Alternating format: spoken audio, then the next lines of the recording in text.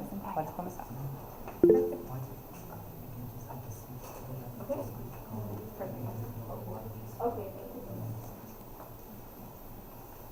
Oi, testando. Hi everybody, welcome to our weekly seminar. To start and to don't lose our great manners, we will start with our good news. Does anyone would like to share any great news with us? Professor Adroaldo. Wow, that's right. You have news. So that's not very nice.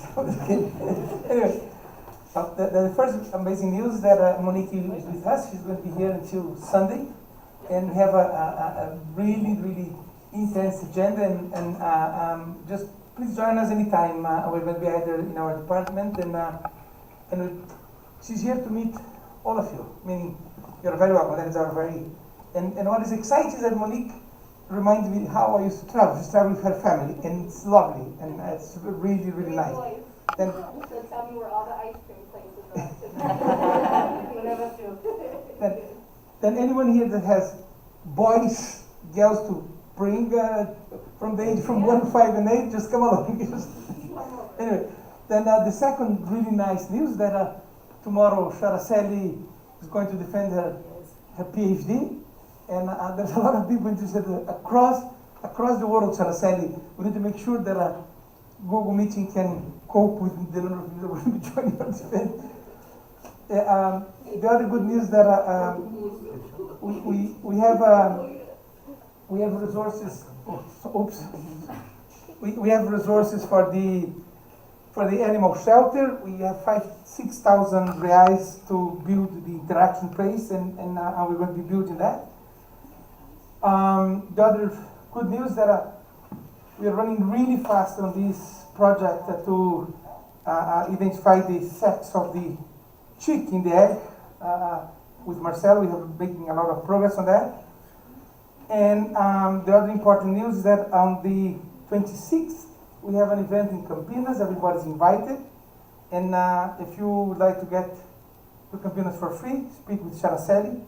Probably too late, but we can try. And also we end up, we're going to have on the 27th an important visit here on campus with people from a cooperative in the south of Brazil, and this gentleman from Uruguay, his name is Rodolfo Ungerfeld. These are my news. I'm not sure if you have and also we're all settled for the conference in Macedonia, correct? All right, Professor. Thank you very much for sharing your news. Does anybody else has any great news to share with us today? No? Nobody else? Okay, great. So I would like to present to you again. I'm really glad to have you again today, Monique Garcia. Today she is going to present the seminar Global Production Animal Welfare at North Carolina State. Monique is Associate Professor in Global Production Animal Welfare at North Carolina State University College of Veterinary Medicine. She completed her PhD in Animal Physiology at Iowa State University, and she is board certified in American College of Animal Welfare, and her research interests include pain management in livestock animals, timely euthanasia, and on-farm assessment in audits. Thank you, Monique, very much. Thank you, Gustavo, and this does not have to be formal at all. I do not speak any Portuguese, but I speak Spanish, so if I start panicking, I'll go to Spanish and not understand. But I am super happy to be here. I've had the opportunity to come to travel to South America. We were in Ecuador earlier, and doing some work actually with some farms on the Galapagos Islands, and I was more than thrilled for the opportunity that Dr. Zanella gave me to come and visit the campus and come and meet you all. And this is really my way of just introducing the things that I'm really interested and passionate about.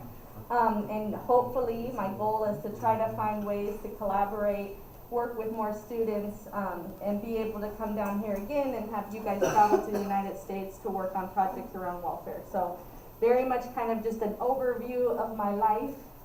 And I'm terrible with, you want to click for me or? Yes, and you click now. Oh, I click now. Okay, Yes. perfect. So I'm going to give you a little bit of my background. Gustavo did a great job, tell you kind of what my job is at North Carolina, and I'm going to go through very briefly a couple of research projects I've done in the past, and then talk about what I'm interested in now and see if there's any opportunities that you have projects that are similar to what I'm working on.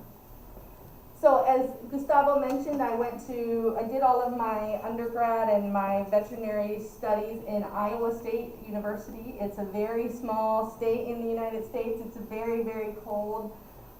It snows all the time, so very different here. I had to ask Dr. Zanella if this was really winter time right now because it's beautiful for us. But I focused on research as well as animal physiology. So my entire PhD was on managing pain in lame sows, so sows that are having problems or difficulties with their feet, trying to figure out how to control that pain. And then most recently, I became board certified in the American College of Animal Welfare. This is something that's relatively new in the United States, so there's only about 60 people that are board certified, and probably about 3 swine veterinarians. So it's a very cool college because you have to learn about all aspects of welfare across all species. So you learn about marine animal welfare, you learn about dogs and cats, you learn about shelter, pigs, everything. And I really enjoy this because I am allowed to be a mentor now. So any veterinarians that are interested in becoming board certified, I can work with them on their program and help them through the process. So right now I'm at North Carolina State University, which is in the south of the United States. It's very hot there too. It's hotter than it is here. And it's really humid, so sweaty, armpit kind of vibes. If you like that, come on over to North Carolina. I'm in the Department of Population Health and Pathobiology, so very much livestock veterinarians and then researchers that are interested in disease, so a lot of epidemiologists. And in the United States, all of our appointments or our jobs are divided out by a percentage. So 50% of my time I'm working on research projects, 30% of my time I'm teaching veterinary students, and then 20% of the time we call this extension or outreach, and so I work directly with producers on farm, or I work with companies on swine farms to address their animal welfare issues. So I do a lot of stuff with audits and assessments for companies, or if a farmer calls me and has a behavior problem with a pig, I'll work with them to help kind of remedy that solution. So it's not really research, it's more kind of public outreach. So I also have some amazing students, and for me, students are what drive my program. I couldn't do anything like I could if I didn't have students that really did the majority of the work. So I have 2 PhD students right now. Miguel Lopez has just started. He was a former manager on a sow farm, so I take very non-traditional students. They don't necessarily go from undergrad to grad school, and he's working on pain management for castration. And then Victoria is one of your own. She's my first Brazilian student and has been receiving way too many messages from me on WhatsApp. I'm like, what do I do here? And what's this toilet thing? And so she has been helping me figure out everything. And she's very kind and polite. And she's doing all of her work on dairy euthanasia. And she actually had a chance to present earlier on, so you guys probably met her. So for me, my research is very much focused on making changes on farm. So I look at identifying alternative practices to improve farm animal welfare, and almost all of my research is done on commercial systems. So I don't do a lot of work in the lab. I don't do a lot of smaller experiments. I am interested in finding ways to improve welfare with the production practices and the farms that we already have. So I usually go out onto farm, I work with producers, I really try to find realistic ways to improve welfare. So I am interested in multi-species, but if you guys have ever talked to me, you know I really love pigs. That's what if I could just work with pigs, I would, but I do a lot of work with dairy cattle, with chickens, laying hens, and a little bit of small ruminants. I'm interested in both doing research on big farms. So in the United States, most of our pig farms are very large, so we're looking at between 5,000 and 7,000 sows on one farm, so very large systems. But I'm also really interested in the backyard livestock, and that's what I was in Galapagos. We were looking at farms that had anywhere between 8 to 20 pigs, and these producers are taking care of those animals, they're slaughtering those animals, and all of those animals are used for food on the island. So a very different system, but some of the same welfare problems, right? And then I'm also really interested in education and training. So in the United States, the majority of the people who work on farms speak Spanish. And the majority of all of our training material is in English. So we have a huge communication problem in the United States. We have cultural issues where we're not addressing how something is interpreted or understood because we don't really understand what the workers want and need. And so I do a lot of work training in Spanish and trying to understand why welfare is important and how we can improve welfare through that educator training. So I want to go through a couple of cool research projects that I've done in the past, and I try to not just be pig focused, so I will start with a sheep research project that I really enjoyed doing. This was prior to coming to North Carolina State. This was in Ohio, and we were looking at the effects of weaning on lamb performance and health.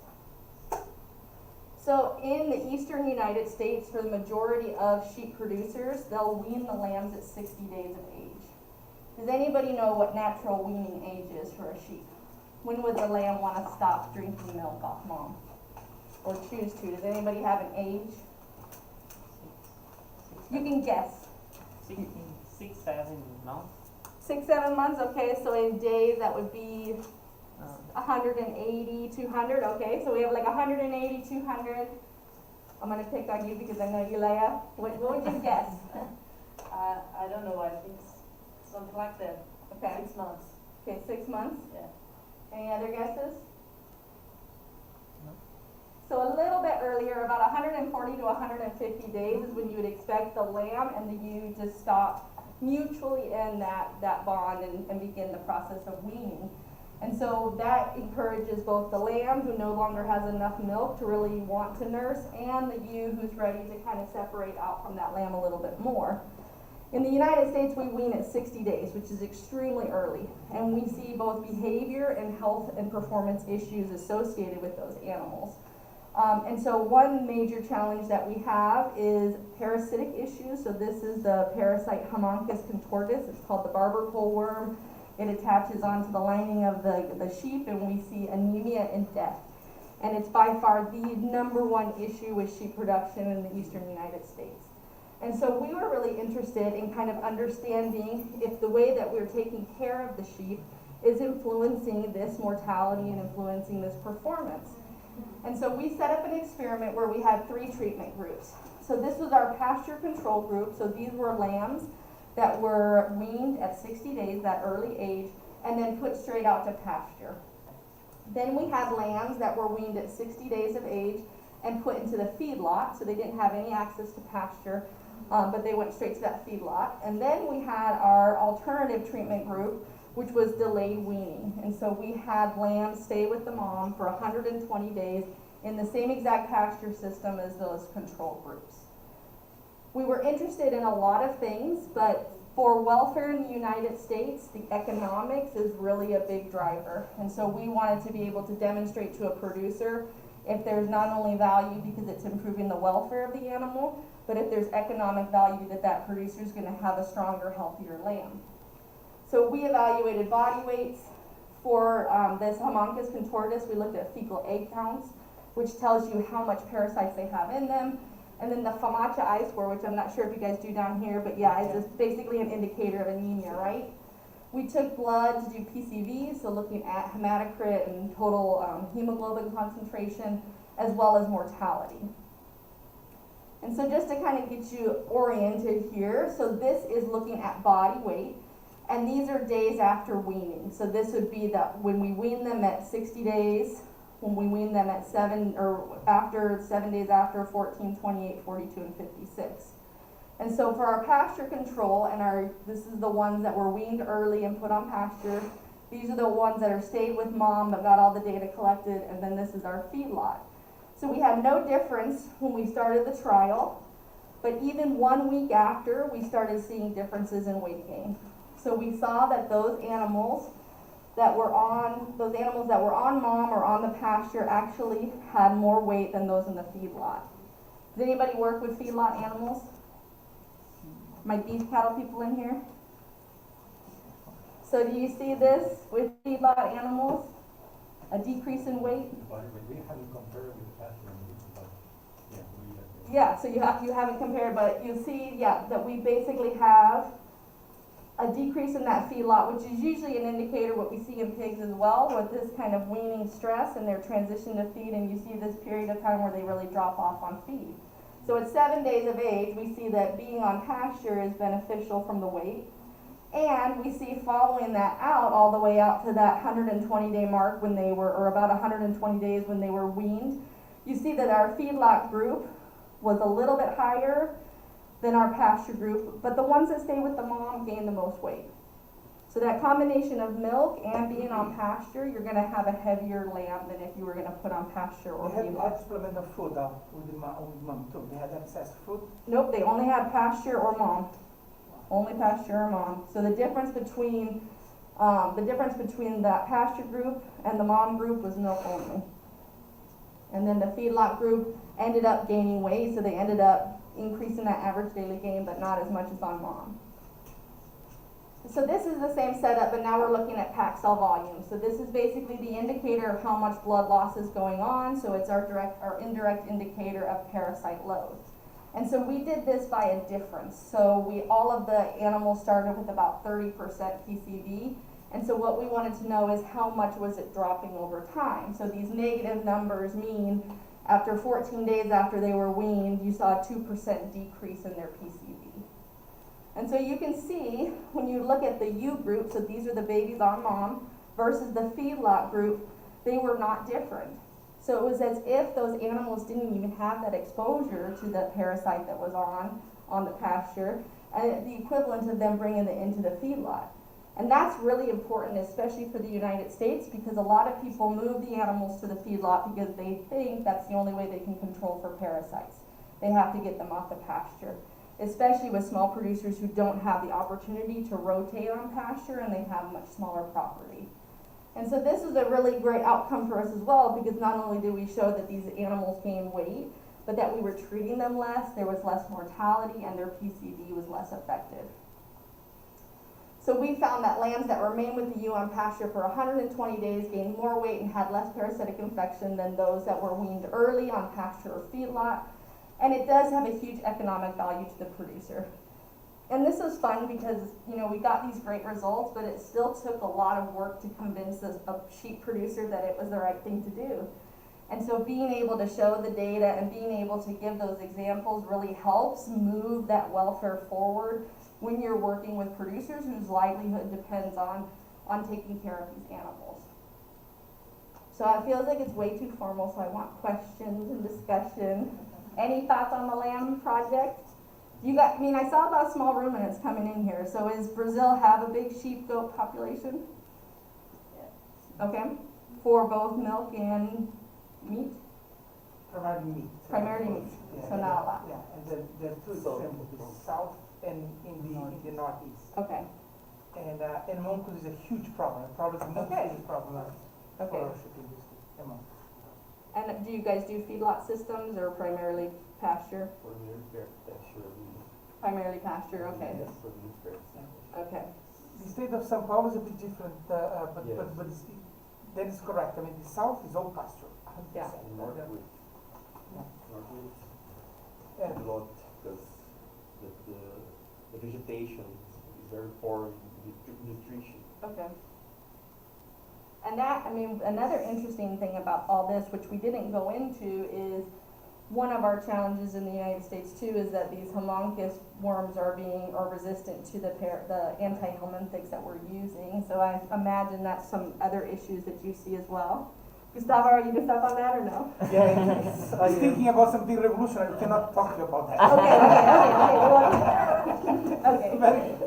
Okay, so that was my, yeah, go ahead. What about the mom? Because in the south, if we delay the weaning, we have some problems with the soul.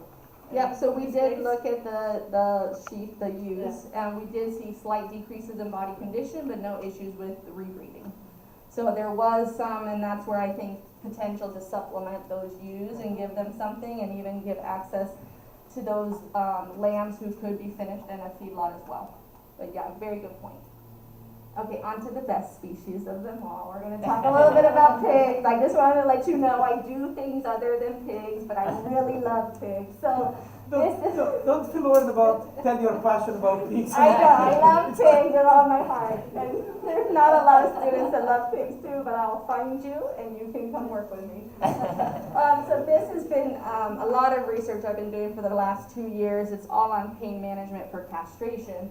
And so I know Brazil's a little bit different. You guys don't always castrate.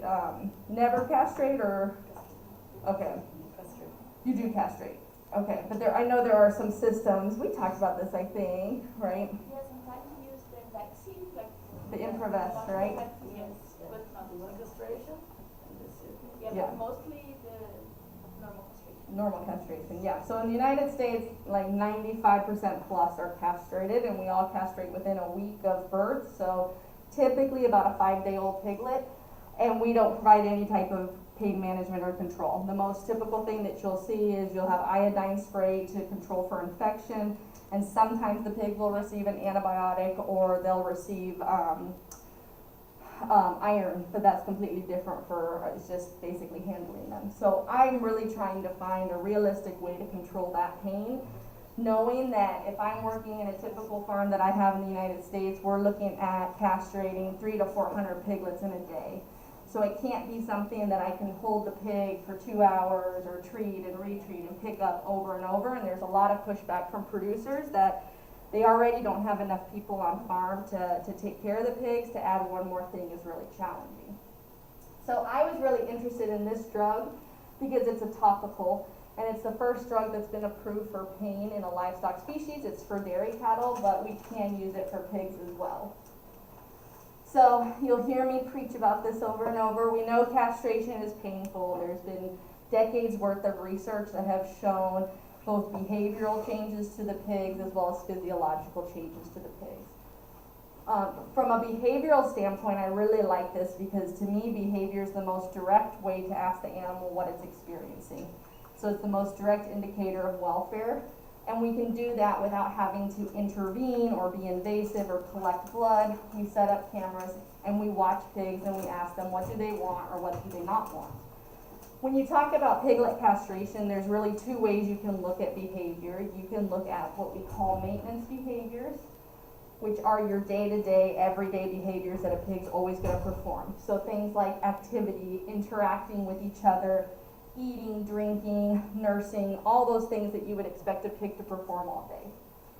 Then we can also look at what we call pain-associated behaviors, so behaviors you see only after a painful event like castration, which includes behaviors like tail wagging, scratching, or prostration, where they put their head down, they kind of have an arched back and they tuck in their stomach. And so we've been looking at behavior for a very, very long time. And behavior is great because it tells us how the animal feels, but it takes a lot of time from a student standpoint or a faculty standpoint, and it's not directly indicating that it's pain or not. It's just saying that the behavior's changed. And so for us to be actually able to say that it's pain, we've been working with a colleague, Stelio Luna at Unesp Botucatu, to develop a pain assessment scale. And so this is using all behavior, but the behavior is specific to looking at a pain score, with a score of 0 meaning absolutely no pain, and a score of 15 being the worst pain that that animal can experience. And so we started working with Stelio in about 2018 because 2020 because he actually published a pain scale for weaned pigs. So at the vet school over there, they would take in pigs that were about 35 days old. They put them under anesthesia, do like the legitimate castration that we don't do on the farm, like what you would do with the dog. And they were able to take videos and validate this system. And so what I was interested in is doing it for the little pig, because we're never going to castrate a 35-day-old pig. That's way too old for us. So we took this scale and we adapted it to be specific for the piglet. And so in this scale, we have 5 items is what we call it. So we're looking at the posture of the pig, the interaction and interest in the surroundings, the pig's activity, the pig's attention to the castration site, and then these kind of miscellaneous pain-associated behaviors. And so you can see for each item, a score of 0 tells me that that animal is not doing anything different, it's considered normal. And then a score of 3 is going to be the most severe pain you can have. So every single time you go through these items, you're going to score your pig, and then you'll have a total item score at the end, and it helps us decide, is this pig experiencing pain or not? The thing I really, really love about this is that when I was in my PhD, I watched probably 500 hours of videos. This you only have to watch for 4 minutes at 3 different time points. And so you can either do it live, you can be on the farm and watch the pigs and score them, or you can take the video and you can watch for that 4-minute chunk. And in 4 minutes, you pretty much can see if you think that animal's in pain or not. And so we ended up doing this. We had 4 treatment groups that we were interested in. So obviously our drug of choice was that flunixin transdermal, that topical drug. And then our other drug was our control, so our saline. And then we really had kind of 2 additional treatments on top of that. So we had pigs that were sham castrated, meaning to control for all of the handling that we would do for the castration. We had this group that would be picked up, manipulated in the same way, but not castrated. So that really helps us understand how much the handling influences their behavior versus the actual process. And then we have pigs that were actually castrated. So within each drug, we had a flunixin transdermal that was sham, a flunixin transdermal that was castrated, a saline that was sham, and a saline that was castrated. And so for our experiment, we were really interested in kind of understanding what we'd expect to be at the time point in which the animals were normal, when we'd expect that pain to be more severe, and when we would expect that pain to get better. So what we did is 24 hours before they were castrated, we gave the drug to the animal, we weighed the animal, and we did behavior. So we put our cameras out there. Oh my gosh, you guys, what bird is that? What is that?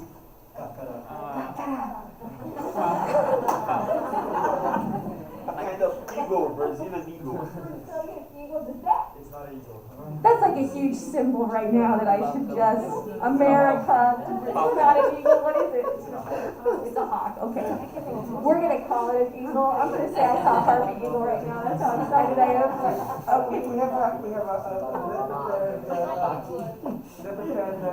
list of animals you can see. Thank you. I need a lovebird list. I'm sorry, I love pigs, but I really love birds too, and that was too amazing to not talk about. Okay, where was I? Okay, back to pigs, sorry. So, 24 hours before we castrated them, we did the behavior. So we had the video cameras up in the stalls. We watched the behavior first, or recorded the behavior. We picked up the pigs, we weighed them, we applied the drug. And the drug's kind of funny because it's a topical, because it's on the skin. It takes about 24 hours for it to absorb fully. So that's why we put it a day beforehand, because we know that drug is going to be the highest concentration in the blood about 24 hours later. So after we did that, we had an individual on farm who castrates all the pigs castrate for us. And then we did the same thing. We recorded for about an hour or immediately after castration. And then we looked at 24 hours again after castration. So our behavior is before, this is our baseline, the time in which we expect it to be the most painful, and then the time in which we'd expect that pain to start decreasing, not necessarily not be there, but just not be as hard or not be as high. And so these are our results, and I'm super happy. This is our first time we've done anything with the pain score. So this is your average piglet pain score on your y-axis. So a 0 being no pain at all, and a 12 being the highest score that we had we didn't ever get to that top 15. On our x-axis, we have these time points. So this is 24 hours before castration. This was 1 hour after castration, or basically immediately post-castration to an hour. And then this is our 24 hours post-castration. And so you see when we look at the 24 hours, our treatment groups weren't different. And that's a good thing, right? We haven't castrated, we haven't done anything to them. And so behaviorally, they're scoring on average about a score of 1, which makes sense because some of those behaviors are not necessarily always just going to be indicative of pain. There's going to be some things that pigs do, like wag their tails way more than I ever expected them to do, and they're just actually communicating. A lot of piglets like to wag their tails when they're nursing too. So if you catch them during that time, you'll see some tail wagging. What I'm really happy here is that for our sham treatment groups, remember, so these are ones that either got drugs or didn't get drugs and then were just handled, that pain score was not different from baseline. So we're still seeing the same behavior scores. But our castrated pigs, the ones that received saline, so no drug on board, had about an 11 pain scale score, while those that were castrated with the transdermal only had about a 7. And so we are mitigating some of that acute pain response by giving that transdermal drug beforehand. And the transdermal is pretty awesome because I don't have to ask my producer to give another injection to their animal. I can have it in a way that's almost like, you know, when you do like ivermectin on the back of cattle, you have the backpack and you can spray, so we could even get it so you could spray them on the piglets and not have to handle them again. And then at 24 hours, we had slight increases in that pain score, but everybody essentially returned back to normal. So the behavior pain scale is something I'm super excited about. I'm really happy to see that that transdermal flunixin did control some of the pain. We're never going to eliminate castration pain until we go to something like Impervest, where we're just not castrating on farm. And the pain scale is something that's really interesting as well because it hasn't really been adapted for all species yet. When I was in Ecuador, I met with a colleague who works with guinea pig production, which is not something we have. Do you guys have guinea pigs here for like meat? Not for me. Not for meat, just for pets. So there's a lot of interest in kind of creating this pain scale for guinea pigs, both on the pet side as well as from the production side. We're not 100% great yet though, because we're still castrating, we still have pain, but we're at least controlling it a little bit more. So any questions on the castration before I get to my last? For our research, we didn't tail dock anything because we wanted to try to keep it as clean as possible, but our pigs would be tail docked in the US. And they're typically tail docked and castrated at the same time. Yeah.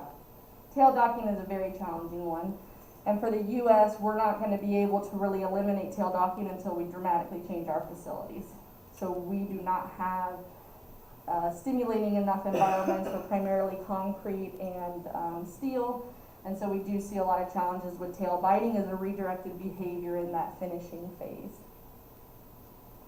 So the last one, I'm going to give you a little bit of a hint. My results aren't as good as the other one, so this is why it's the last one, but it's a really important area for me.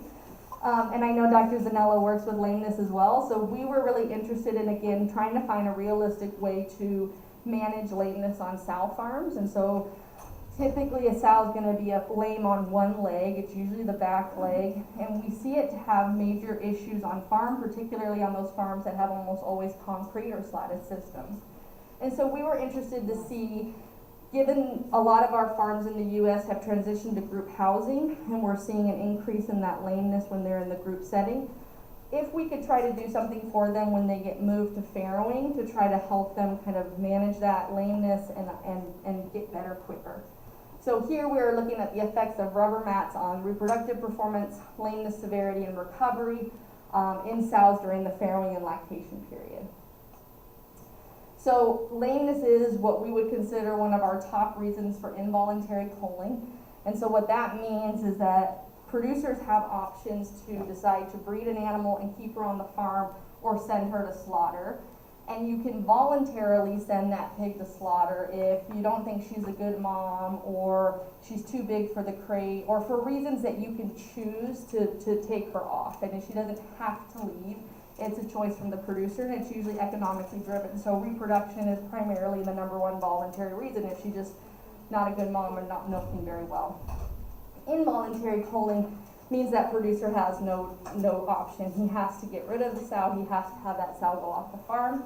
And we see lameness as being that top 3 reason for why they are sent to slaughter and they don't stay within the herd. There's a lot of speculation on kind of what the percentage of lame animals are on farm. I've seen anywhere from 10 to 20%, but honestly, because I'm the person who walks behind the stalls and looks at feet all day, I think we're really underrepresenting that number. I think there's a lot more lame sows, and we don't start considering her lame until she's severely lame. So she's either non-weight bearing or toe tapping. But if you actually ever just sit and watch sows, you can see when they start to just kind of, favor one side versus the other, or you see that they're not interested in standing for as long as other sows are. We also know that lameness is going to be really directed with reproductive performance. So those lame sows are often not categorized as lame, they're categorized as open or not able to breed. And so we have this huge percentage of animals that leave the farm. We have about 50% turnover in our farms, with the majority being reproductive issues. But oftentimes it's a lame sow that's not going to be able to be bred again. And so lameness is actually the primary cause, but we're talking about reproductive instead of that. So huge problem. This is not just something that we see in the United States, it's all over on a global scale. I did a lot of work during my PhD looking at ways to quantify lameness pain. And so this is where we did some cool stuff where we used this thing called a pressure algometer, and we'd be able to actually see how much pressure she would tolerate before she would put her foot up. It's just a little rubber tip, so it doesn't hurt her, it's not like poking her.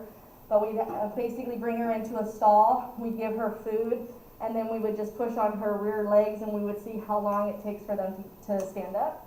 And I will tell you, a sow that is not lame, you have to put your entire muscle into it, and sometimes you'll just tap out at the 10 kilograms of force and she won't move. A sow that's lame, and we induced the lameness, so we caused it by injecting a drug into the joint.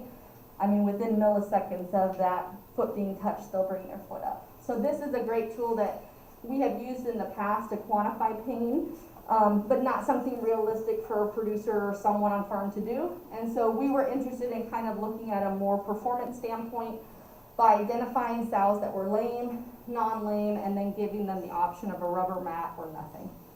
So we had 45 sows that were lame, identified as lame prior to farrowing, that received the mat, 41 that were lame that were not given a mat, and then our control groups, 55 that were non-lame that received the mat, and then 57 that were non-lame and didn't receive a mat. So unfortunately, this happens in life. So if you guys are doing your research and you don't get that significant p-value, just realize that it's happened 3,000 times to me as well. And bottom line, the rubber mat really made no difference in the lameness category. And I think there's probably a couple of things that were going on here. One, we considered an animal lame if she showed any sign of lameness. So the severity of lameness really varied on our animals. So she could just be a little bit lame, she could be severely lame. And so I think kind of having that variability in there made it difficult for us to see changes. I think the other reality is lameness tends to be a conformational issue or an injury, right? So they have a torn dew claw, or conformationally they were born with feet that don't really suit their bodies. And so as those sows get bigger and older and they're pregnant, it comes down to just kind of a wear and tear and a breaking down of the structure. And so there's not much you can really do to mitigate that or to turn it back in time. It's more of an issue of preventing. So the rubber mat didn't work, and that's okay, because that's science. When did you put the rubber mat? I didn't quite understand. Was all the way through the time when the cells are kept, or you moved No, them so when we would evaluate lameness the week before farrowing, and then they would get the rubber mat in the farrowing stall. Okay. Because we couldn't do it in group housing because we couldn't control that environment. So they had it for about 3 weeks, so 21-day wean. So we've done, we've used rubber mats, but we never actually kind of monitored the response. I mean, but I think there's a lot of things with lameness that comes before or after that could be a problem. I think we have a lot of talk about this of lameness. Yeah. I mean, and we have data from the work of Marisol that the numbers are probably around 40–50%. Really? Yeah. Yeah, I wouldn't be surprised, especially depending on your facility. And I think there's, we use rubber mats on commercial farms, and I think sometimes it's just to help her be able to stand up and lie down a little bit better, especially if it's managed well. But a lot of times I go into the farm and it's like covered in poop and slippier than the floor, so it's like, okay, well, we're probably not doing a good job with that. But we need a lot of help with the lameness. We're still nowhere near controlling it. I think we need to really start looking back at our gilts and how we're selecting. And we have genetic companies in the U.S. that aren't even selecting 4-leg soundness. So I think that's a start right there. So rubber mat's not effective. Happy to continue to work on this forever. And it sounds like Brazil has lame pigs, so match made in heaven. So that was just a little bit of my background. I just picked some random projects that I really enjoy doing. For me, I'm really interested in starting to transition a little bit more to the small or the backyard farm assessments. I really enjoy my time in Galapagos, and I realize, you know, sometimes the larger companies, at least in the United States, get the bad rap for having poor welfare, but really they have the most resources and time and energy dedicated to welfare, and it's a lot of my smaller producers that are really struggling. So I'm really interested in kind of more opportunities to do some backyard farm welfare. And I'm really getting into this, and I'm kind of late in the game, but this concept of that one health. So if we have healthy animals, we have healthy people, and we can have a healthy environment. So kind of seeing this connection on this people, planet, animals. There's a lot of pressure in the United States to go antibiotic free. And I think if your management's there, it can absolutely happen, and it's really good. But at the same time, there's also that animal component to it, that if I have a sick animal that needs treatment, we need to address the welfare of that and see what our options are. So really looking into that, looking a little bit into the AMR side, the antibiotic resistance. I don't do that at all, but I really like to couple and collaborate with other people that work in that area. And then hopefully if you guys can come on the 26th, Campinas, I'll be talking more about euthanasia, right? That's where we're going? I don't know, Adrelda's just gonna pick me up and I'm gonna drive in the car, I think. And then of course always pain management, so trying to figure out more options for pain control, and really trying to encourage my producers to use Improvest, but it's not something that's very, very positive at this point in the United States. So that is all I had. Thank you guys.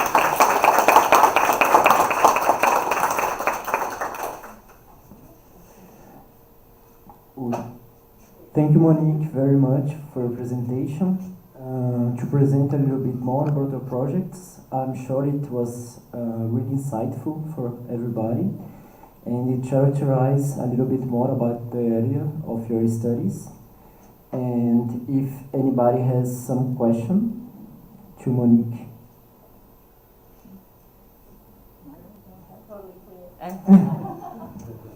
About this project or any other project, Professor Adroldo? The issue of castration is an incredible one. When I was in Germany, that was back when many people were not even born, it was around 94. We published, so we were using at the time CO2 as an anesthesia for young piglets. And some markets are absolutely not prepared to not castrate. And of course, Europe has moved. And what is your opinion about immune castration? Why some countries are more reluctant than others? And I tell you, the news that Brazil is doing a phenomenal job. We don't talk too much about it, but I think Brazil is one of the champions globally in using immune castration. What do you think are the reluctance of people to adopt immune castration? What is your opinion? Is kind of keep us from doing that? Yeah, I mean, I think Improvest is the gold standard for us to go forward with it, because it has a huge welfare benefit and an economic benefit. In the United States, there's kind of two issues. One, there is concern, whether it's valid or not, that the general public does not want to have something that's Improvest, because the general public thinks of it that you're injecting hormones, and then it's gonna, if you're a man, it will influence you if you eat the pork. That scientific understanding of what Improvest does is not there for the general public. So there's a lot of concern that it will kind of turn people off from eating pork in the US, and so that public perception. I think the other one is the reality of some of that human safety risk. And so right now, you can be trained to give the vaccine, but it comes at a cost. It's someone who's been trained through Zoetis, and I think what they're viewing it as is it's too much of a risk for their employees to inject, and I think it's too much money, and they don't see the value of it yet because the pressure is not quite there, honestly. That's my personal opinion on it, but I think people don't see, because there are a couple of huge companies that are doing it in some of their farms, and they don't feel like they're seeing the payback for it. Thank you, Professor Adroaldo. Thank you, Monique. Does anybody else? Marcia? Can I ask a question from your introduction? Yeah. Okay. I was observing the tradition, you told 20% of work is tension, and then improve farm animal welfare work producers. My question for you is, you told you have a problem because the language is Spanish. When you transfer, have this type of problem. It's not problem, but and culture probably. And I'm trying to do the same, to transfer information for producers. In Brazil, the farmers, the south, more family farms, when the family work in the farm, and I was talking to you in the lunchtime. I was analyzing database, but I like to transfer different type of information to animal welfare, to the producer, and how we are working. Because other things in Brazil here, you have maternity, I don't know if it's correct in English, nursery, and termination. Every farm, they have one of this type of producer. The maternity transfer for the nursery for another farm, and then transfer for termination another farm. And the things too in maternity, normally humans work. Do you have some idea how to transfer the information? If you feel, I don't know if you have humans work too in the farms. If you feel the humans, they kept information better, how can you give me this advice? Yeah, so we have very similar. So we have maternity would be the sows for the piglets. They're weaned, you go to a nursery farm and a finisher farm. In the US, almost all of the sow farms are what we call company owned. So the employees, the pigs, the feed, everything is paid by one company. And you usually have a better culture and better training on those farms. Almost all of our nursery and finisher are contract. So the company owns the pigs, but the person who takes care of the pigs owns the building, and it becomes very difficult to get training or requirements in if they are not an employee of the company. So we do have the same setup, and a lot of, I would say the nursery and finisher have been much more challenging to get knowledge through. I think we have a lot of the same issues, and I think where I have started with the extension side is starting to just talk to the caretakers initially. And I'm doing some research with more on the social science with focus groups and interviews, and just asking the question, what is animal welfare? Why is it important to you? What do you like about your job? What do you want to do better? Because I don't know how the economics here is after COVID, but in the United States, we're really having a hard time, and our labor shortages are huge, and we have people who do not want to work on pig farms because it's really hard work and they don't get paid very well. And so we're starting to see bigger companies really making the effort on the people who work, and so starting to create this conversation on worker satisfaction, on asking them what they want to do on the farm and what they really don't like doing. Most of our individuals working with the piglets, the babies, are women as well, and so they do a much better job, they're much more attentive, and so we've done a very good job on that side. But we have challenges where, we have everybody euthanized and people aren't comfortable euthanizing, or we have people making decisions that they don't feel good about. And so we're actually doing the interview stuff, and then we're also doing personality assessments. And so when they hire on people, we're having them go through these personality assessments to understand, this is how I learn, this is how I like to work, I like to be independent, I like to have individual tasks, or I like to have the freedom to go and kind of manage something the way I want to. And so I think we need to start thinking about the people on farm way more than we ever have. Most of it is a body in the farm to take care of things, and now we're really looking at it as we need to understand what people want and how we talk to them and how we communicate with them to improve the welfare of the pigs. Does that kind of answer your question? Yeah. We're very same issues. And how is the education of these workers?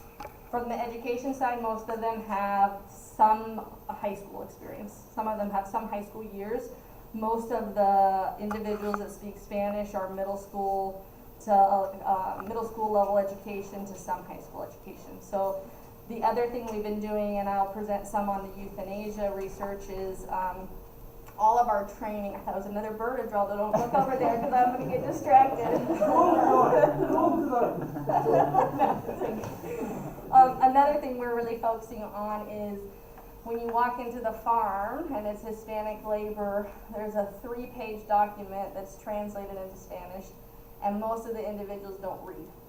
And so we have been doing video and audio training. So most of them are pictures with someone speaking to them in Spanish with very simple things that you click or you move, and just trying to keep it very basic, because you know, we have all of this documentation and nobody's reading it and nobody understands it. And that happens on the English side too. We have a lot of caretakers that can't read at all. Amazing, it's very similar.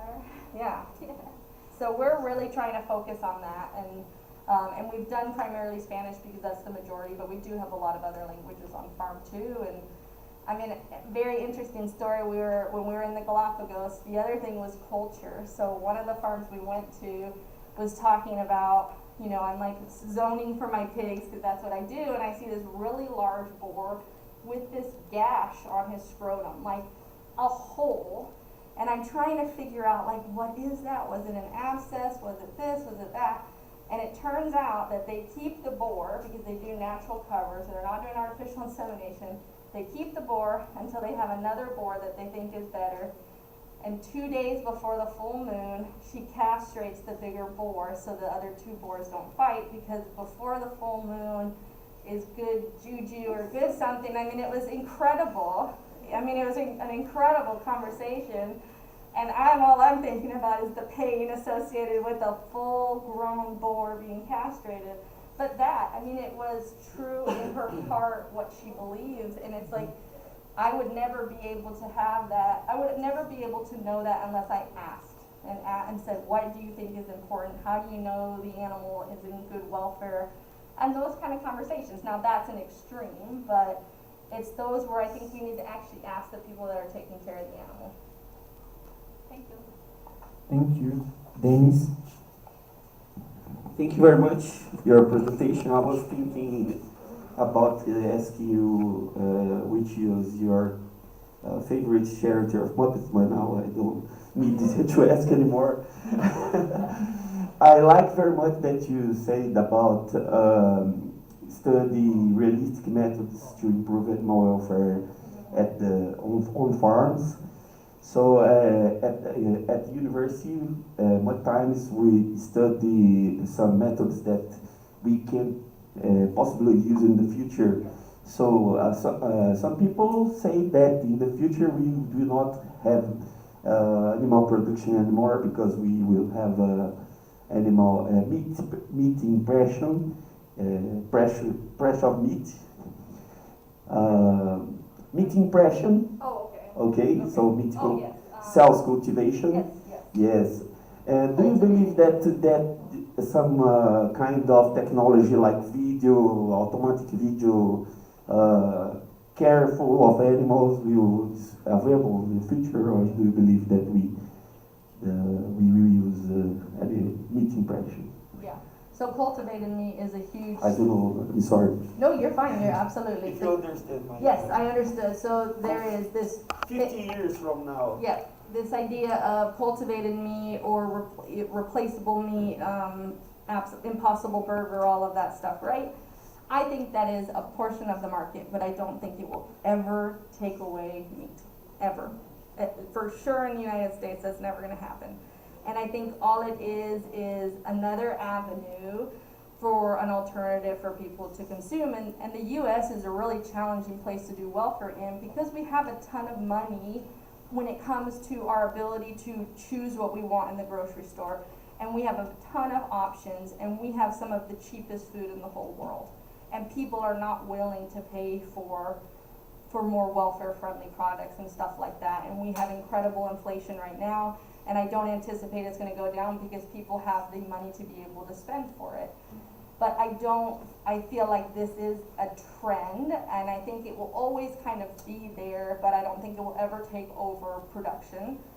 I've had some conversations with a meat company, a cultivated meat company, and for the cultivated meat, like the lab grown stuff, you still need the blood from an animal. And so I do like the idea so we have dairy farms that have bull calves that have no value as an alternative market for our producers. So if we could take a bull calf and be able to sell it so they can take the blood from that animal and make more meat, I think that's an option. But I don't believe that technology is going to change it. And even another big conversation we're having is this precision livestock technology with automatic monitoring of farms, and people are saying, well, you'll never need a person on the farm because you'll have cameras, and I still think you need the actual human. I don't think it's ever going to be good enough for someone to see that subtle lameness or someone to see that sow that's farrowing. So I'm not buying it. Very nice. Was that your question, though? Okay. Okay, perfect. Laika, no? So Monique, my question is about the castration process, and we do not do this on experimental level, but we use on our farm some local anesthesia.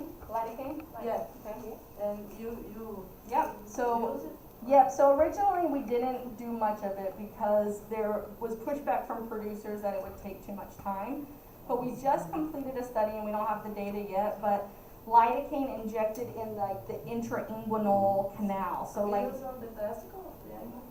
we do a little bit on the testicle, but then we actually inject it where you would expect the testicles to run up, and so it's much easier for the caretaker to have a pig being held up and do that.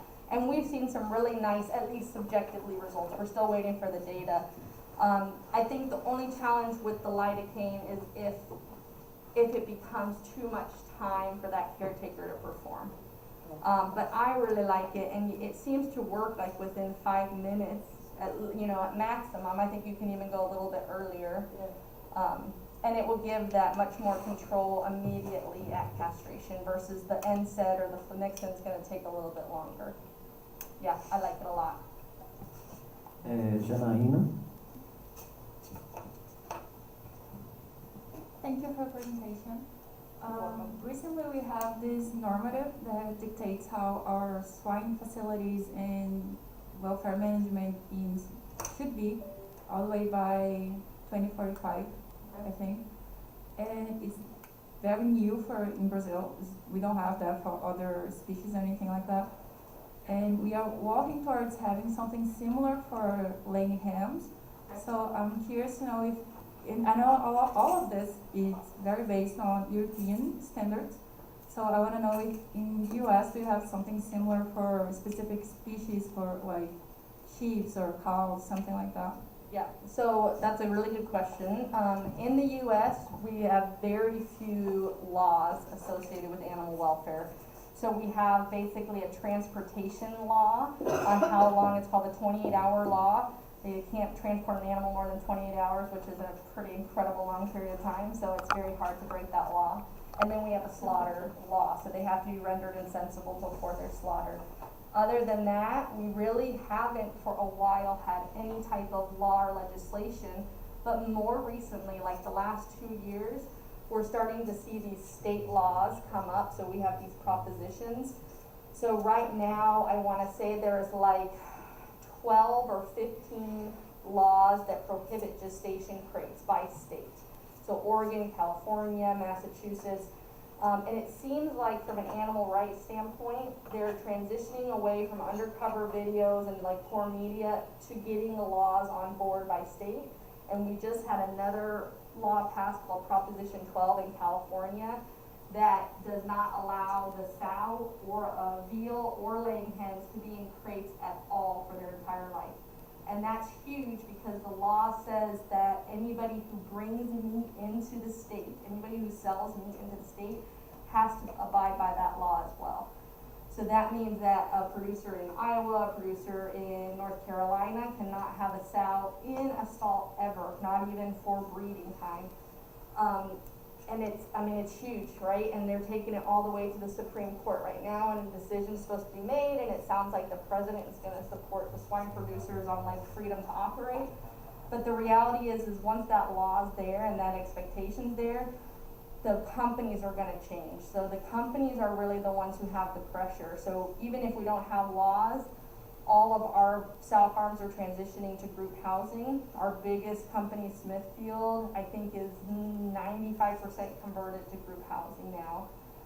Same with our laying hens, right? Like we still have a lot of laying hens in cages, but now I think we're up to like 15 or 20% of the population being in aviary systems as well. So the laws are kind of a new thing for us, but we're really driven by that consumer pressure, by companies being asked by the supermarkets and by big places like Costco to say we're only going to buy eggs from cage-free systems. So that is really our number one driver in the U.S. is that pressure. You're welcome. And how does the auditing work? The auditing? Because in Europe there was a lot of laws regarding welfare, like the animals should have enrichment, things like that, but there was no one checking, so no one was actually doing it. Yeah, so Europe has a lot of beautiful laws, and I love it when a vet student comes up to me and is like, oh, I wish we were Europe because our welfare was so much better. And it's like, yeah, your welfare's better, but you have laws with no teeth, so it means that the same thing's happening, right? In Denmark, they're not allowed to tail dock, but 85% of all their pigs are tail docked. For the U.S., the audits come through the retailer. So do you guys have Costco here? What would be like your biggest grocery store here? Walmart. Walmart, okay. Walmart's perfect, because Walmart's a huge driver. Okay, so let's say Walmart tells the pig companies, I only want sows that are in group housing, no gestation. And so Walmart sends that letter to a company like Smithfield, and Smithfield has to provide paperwork audits from third-party people that they go and actually verify that's happening. And so for a company like Smithfield, you would expect every farm to have a third-party audit every 3 years. That's how many farms they have. Some slaughter plants or some companies require every single year, and it has to be from a person that doesn't work for that company. So we're getting a lot of auditing now because that's kind of the verification tool that the U.S. is using, and then the Walmarts and the Krogers or whatever, the grocery store takes that report and then approves their shipment. Yeah, but that's pressure from the grocery store and not by the government? No government, no. The government really stays out of animal stuff, and so it's going to be pressure from the grocery stores, it's pressures from the Walmart, and it's the big players, it's the people who are going to buy a lot of product. So thank you again very much, Monique. So we will leave the rest of the questions for our coffee. So we have coffee, you have cake, and you are all invited. So you thank you very much again, and we invite you all for our seminar da semana que vem, que é em português, então acho que eu falo em português. Vai ser enfermidades emergentes em mamíferos marinhos no Brasil. Então, muito obrigado, gente.